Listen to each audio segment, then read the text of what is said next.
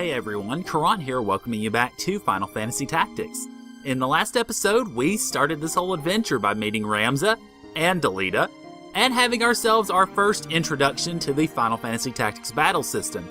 In this episode, we are going to begin our second battle, our first of the prologue, which, by the way, just in case you didn't catch it at the end of the last episode, Chapter 1 is entirely a prologue.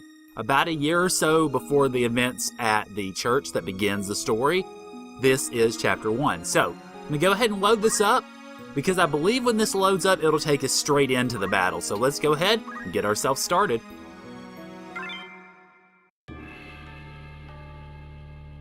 Alrighty, so you notice the squad look. You have 5 possible squad members. Ramza, of course, has to be in the battle. He has to be in every story battle. In random battles, not so much, but story battles, yeah, you better bring him along. Now, the other members of the party that we have are randomized. You're going to start out with, you notice, got 4 squires and 2 chemists, so a lot of different types I could choose. What I'm going to be looking for when it comes to this is something that I'm not really seeing actually in a lot of this. This is kind of rough. Okay, I'm going to put Monica on because she is a chemist with high faith.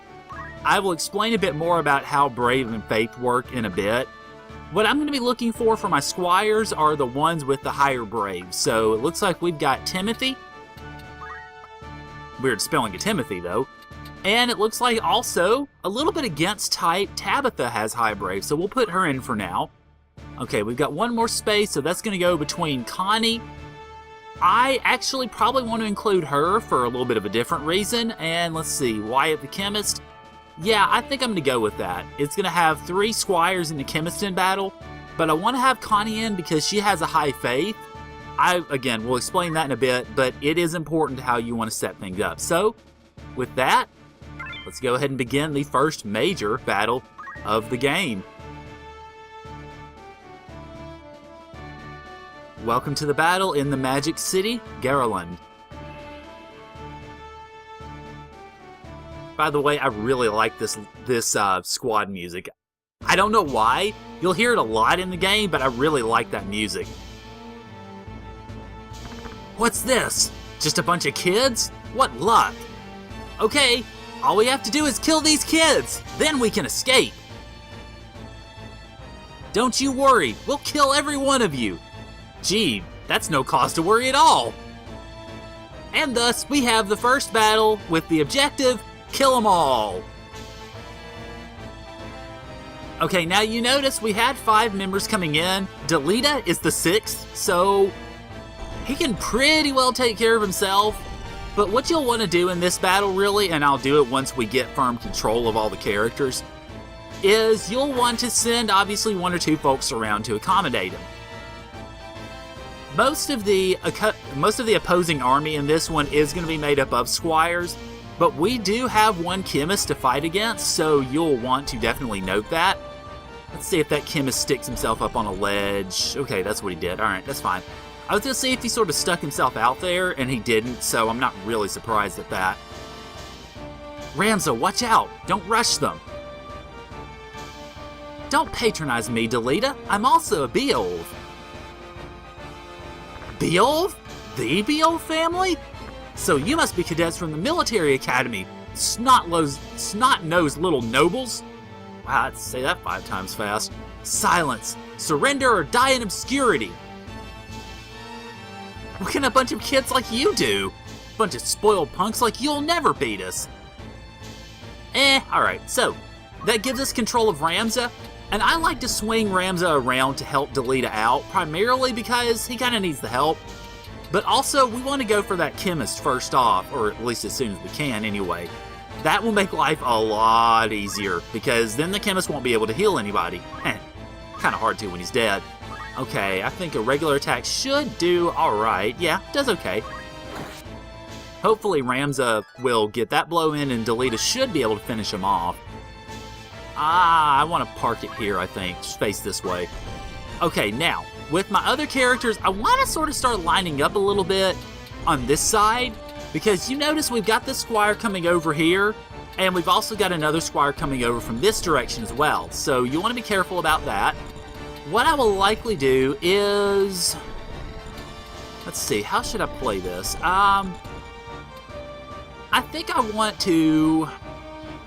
I don't want to put my squires in a position where they can't get help to them if necessary. So actually, I think I want to... I think I want to set one up over here. And then I probably can't... Nah, I can't really do anything just yet. Then I'll probably want to set another one over kind of more in this area to go after this one if necessary. Or I can have them just pretty much gang up. Okay, let's see. What can you do? Do you have much of any? Okay, you can throw stone. That's good. Let me go ahead and toss you over here, and then have you toss a stone at Squire, because that should be able to hit you for a little bit at least, and knock you back. That's, I'm not really okay with that, but meh. Alright, let me bring the chemist over this way to help out with these other two, because the chemist is gonna more need to help out. One thing I will note with the chemist also, chemists automatically come with item throw. So you notice they have pretty much a 4 radius on any items that they can toss out. That's good, and I probably want to plant the chemist on more of a high elevation to help out with the reach on that, but not yet. Okay, let's see. Alright, I'm going to send this other squire over here to help out, and I think we should be okay. Hopefully Delita gets his turn next. Let's see. Let me check this real quick. Okay, good. Yeah, Delita will get a turn before that squire goes, so I should be in good shape. Alright, let me face it this way. It's the most likely direction from which I'm going to get attacked. Please kill him. Please kill him. This should... Oh, that won't do it, I don't think. Oh, it did! Okay, the thing about throw stone and dash that I'm not overly big fans of using, obviously long term, is their damage variables, well, are variable. That's the problem. And because of that, yeah, they're not very good attacks to use. I don't know the formulas right offhand, but I'll put them up on the screen now so that you can see them. And you'll note how the damage formulas are variable in the running numbers that can go into the formula. Okay, let's see. Let me go ahead. I'm going to go ahead and go after this one. Now, you notice the squire is defending, so obviously I'm not going to be able to hit as hard. But with that chemist being gone, I should be in good shape to try to take them out in a couple of hits. Okay, let me plant the chemist here just in case. Okay, and then get this other squire up here.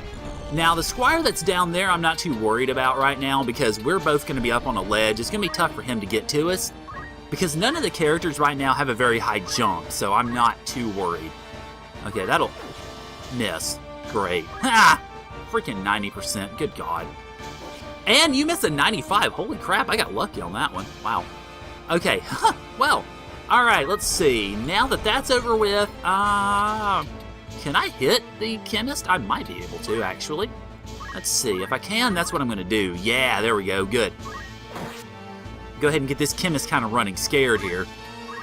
Alright, Squire Lady, you go over in the water, I guess. Now, something I'll point out about the water. You notice it says depth 1 on the top right there?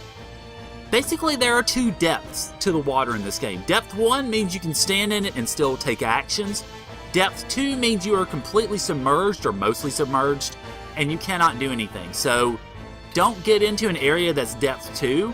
None of the water in this stage is depth 2, though, so don't worry too much about it. Alright, I should be able to hit you. Yeah, there we go. That should do it. Okay. That hits for half. That's alright. And the chemist is going to attack me. I'm a little surprised, honestly. And the chemist isn't even armed. That's an even greater surprise. Wow. Okay, and you're running away, so that's good for me. Alright, let's see. Yep, Squire's probably going to come. Okay, yeah, fair enough. I'm a little surprised he didn't start trying to go after the chemist, but oh well. Okay, let's see. Let me go ahead... I mean, we get 5 potions, and potions aren't really that expensive, so I'm not too worried about using it. I'm going to go ahead and keep my characters topped off, and it also gets cheap experience in JP for the chemist, which the chemist will definitely need. Alright, go after him, Delita. That will probably get the chemist almost all the way down. Yeah, close enough. I mean, Ramza should be able to whip around and kill him next turn. Okay, Timothy, you go up. I'm not going to be able to kill this squire this turn, but I'll go ahead and send Timothy after her to get her most of the way down. Okay, yeah, that pretty much takes care of her. Not quite, but close enough. So I'll go ahead and send... Who is this? Tabitha, okay. Go ahead and send Tabitha after the other one. Doofus turned his back, so he's in trouble. Because I'm about to smack him upside the head. Like so. This is, as you might have noticed, pretty much a standard battle. It is still a bit more of a tutorial. However, it is the first battle in which you can actually lose your character, so it's not as much of a handhold as the previous battles had been. It's still not too tough though, so I don't think it should be too much of a worry. The only thing that can be problematic is if you let this chemist sort of run wild. He can continue using items and then, well, it's over for you, but other than that, I mean, once you get him down, you're pretty much good to go. Another thing worth mentioning in the midst of this, you notice that Ramza got 20 experience for that hit. Kills give 20 experience or 20 plus however many levels you are basically opposed to the character that you kill. And then regular hits give 10 plus or minus however many levels you're different. Alright, so you're going to whip around the water and hit me. I'm okay with that, although he's got more HP than I thought he would. So let me go ahead and move the chemist around to help her out. Then I think we should pretty much be good to go. Now, you might be asking yourself, Self, why in the world are you using those items now? Why aren't you waiting until they have 30 HP down to make it more effective? Well, the main reason for that really is because right now I'm more concerned about getting levels and job points for my characters than I am about keeping the items. Yeah, having items is good, but I'm not really that concerned about it. Because, I mean, we can always buy more. Once we get access to random battles, which we will in a little bit, then you can basically raise as much money as you want, so that's not really that big of an issue. There we go, Timothy levels up, and we move on to Connie. Oh boy. Name of one of my dad's ex-wives. Go figure. Okay, so I think this should suffice. Yeah, we're good. Now we've just got that last squire to deal with over here, so most of the other characters in this battle have kind of become superfluous, but that's alright. I give the chemist and my other squire a chance to do some work. That sharp thud and the increased damage you saw is a critical hit. Different characters and different pieces of equipment have different chances of basically critically hitting. Kind of depends on the character, really, and depends on the equipment. Okay, well, alright, I can't really do anything with Ramza right now, unfortunately, so no more experience for him at the moment. I will mention, though, hitting your allies, if you are in control of a battle, hitting your allies and farming experience and job points off of them is a perfectly legitimate strategy, and I will be employing it from time to time, just not all that much. Or at least I'll try not to need to as much as possible, I guess. Okay, delete is not going to be able to do anything, I don't think. Nah, alright. And, wow, I got another turn already. So, let me go behind Connie's back and thwack her upside the head. It won't kill her. It almost will, but it won't. Okay, something else I want to watch out for. I don't know if I'll run across it now, and I'm not going to unnaturally extend the battle to do so. But you notice the bodies on the floor. One of them has a 2, another one has a 0. Let's see, the chemist should have a 1. Yeah. Basically, that's the amount of turns you have until they expire for good. If one of them expires for good, you can either get a treasure chest from them, which gives you some sort of item, or you can actually get abilities from them if you so choose. Let's see, how are we looking? I think I can go ahead and end it. I likely will. If we do run into a circumstance where an enemy crystallizes and we can collect that experience, then I'll tell you a little bit more about it at that point. Oh, that didn't quite end it. Okay. Oh, well. This should, though. Alright, so 95%. Yeah, we should be good. And we are.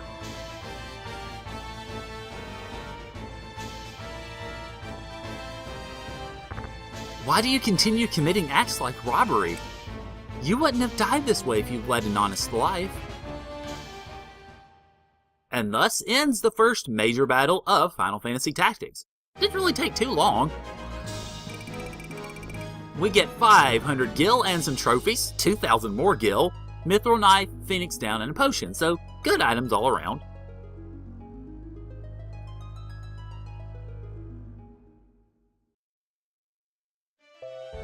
And we get introduced to the world map. Basically, go somewhere you want to go and press the circle button.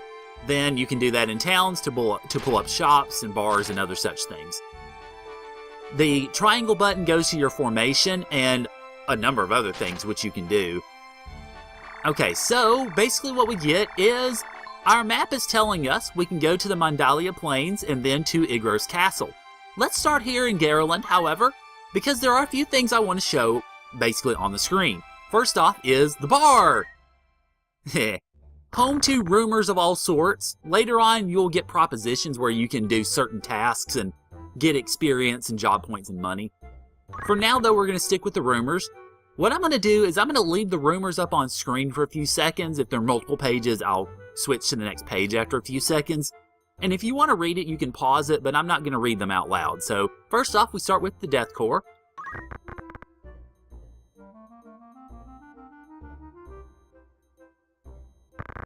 Next up, we have a conversation about King Omdoria, who was the monarch of Ivalice.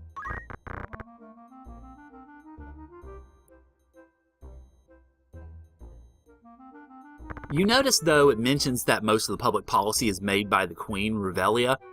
Neither King Omdoria nor Queen Revelia will be active parts of this story, but they will to some degree be in the background.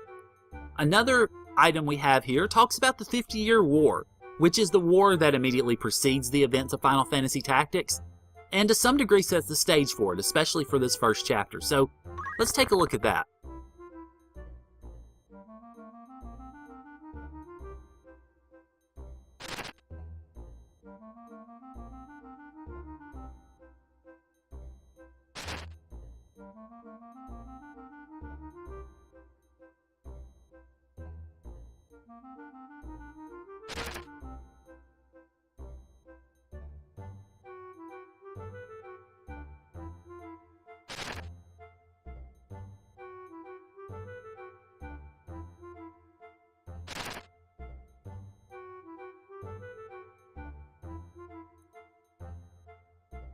Note this last part, Ivalice's economy being on the brink of bankruptcy, large groups of knights being discharged, high unemployment, uncertainty, and distrust as a result of the war and the devastation of it. That will in many ways frame the events that are going to come in the next few battles. Next up, we have the shop. And, well, obviously you can buy stuff. You can buy weapons, armor, well, helmet, armor, accessories eventually once they become available, and then your items which you need. Now, you will need to unlock the chemist abilities to use these items, so it's worth noting on that front. We start out with a pretty decent amount of gold, but obviously that'll go up and down depending on how much battle you take part in. Before I do that, or before I get any items, I do want to look at my character's formations first. It's also worth noting, if you want to, you can, to some degree, influence what characters you have in battle by going to the soldier office. You can pull up, for instance, a male fighter, and it will show you his stats. You can recruit him if you want to, and you can give him names. Or you can pull up a female fighter, and it will show her stats, and so on and so forth. Now, you can do this to some degree to kind of re-roll the stats of the characters you come on with. I will note, if you want to be super micromanagey about this, what you'll want to do is structure your male soldiers to where they are more physical attackers, so a higher brave, basically. And you'll want to structure your your females, rather, to be more magical attackers, have a higher faith. This is important because in the way that males and females grow stat-wise, males grow more physically attacking, or their physical attack rises faster, and the females, their magic attack grows faster. I believe it's a decimal point difference in each case, but it is a very real difference. So if you want to micromanage, that's one of the things you can do to get better soldiers. Now, to be fair, that costs money, so you'll want to be careful with that. Alright, now the triangle button, like I mentioned, brings up the main menu, and we're going to concern ourselves mostly with the formation in this episode. Because in the formation, you can look at all of your troops, see their experience levels, how much stuff they have. You hit the triangle button again, you'll pull up the items. Items obviously shows you what they're equipped. The ability shows you the skills that they have, and you can learn new skills there. Let's see, the change job will take you to the job menu. If you are a candidate for various jobs, you can switch over to them pretty much anytime you like. Remove unit will, well, kick the unit out, but you can't remove Ramza, so and then order unit, if you want to switch their orders, you can do that. I don't ever generally bother with that. Let's go to the ability screen and see what Ramza's learned. Now, it's worth noting that Ramza is a special sort of squire. Squire is one of the main jobs to start the game, but Ramza is unique. Ramza gets abilities that other squires don't have. In terms of what squires can do, though, certainly early on in the game, you'll want to focus on a couple of abilities. You'll want to focus first off on gains JP up, and I'm going to go ahead and buy that for Ramza. Gains JP up, as you might imagine, raises the JP that you get every action. This pays for itself very, very quickly. You want to get this, for the most part, as soon as possible. Another thing I want to see about, and I don't think I have enough JP for pretty much anything else, another couple of abilities you'll want to look at as far as early going and statting up your characters is the throw stone ability, because you can attack from four tiles away, and that is a pretty good move to try to build up JP early. Accumulate is also a good one, but it takes a lot more JP to get. Accumulate, though, allows you to raise your physical attack. You don't have to hit anything, you don't have to attack anybody, just click the buttons and you get basically a free turn and free JP, and your power goes up. Another one you'll also want to look at is move +1. That obviously increases your move stat, and that of course is beneficial if you want to get places faster, have more flexibility in terms of your movement and positioning, be able to get the advantage on opponents, and so on. Some of the other skills, not so great. I mean, defend is okay, but gain JP up is a lot better. Counter tackle is a good one to have early on, but you'll be replacing that reaction command later, and so on. The chemist ability, you will want to really, I think with just about any character, go for the initial items as early as you can. What I would start with is a potion and probably a Phoenix Down, just to go ahead and give your characters the ability to heal and the ability to raise from the dead. Another item or another job skill you will want to look at and definitely look at for later in the game is maintenance. Maintenance will be absolutely vital in some battles later on. It will take a while before they're really vital, but once it gets that way, oh, you will want to have this. Another thing you might want to get is move find item. Basically what happens is you go around the map if you've got this equipped, and if wherever you go happens to have an item hidden there, you can grab it. Here's the catch with move find item though, and this is why it's a little weird. Move find item, unlike pretty much every other command in the game, works on a little bit of a reverse basis of two of the stats that we have. Those stats, if we go back to the profile, let's see, let's do it this way, here we go. Those stats are Brave and Faith. Basically, Brave will increase your reaction command queuing, because they queue as in, say I have 70 Brave, so my reaction command would queue 70% of the time. You generally want to have that stat as high as possible. The only exception is going to be with move find item, because move find item basically queues on if you have, say, a Brave of 70 and you hit an item. You have a 70% chance that you will get a crap item and a 30% chance that you will get a really good one or get the rare item in that space. So actually with that, the lower your Brave, the better, which is kind of weird. Most other abilities don't work like that. Faith is your magical acuity.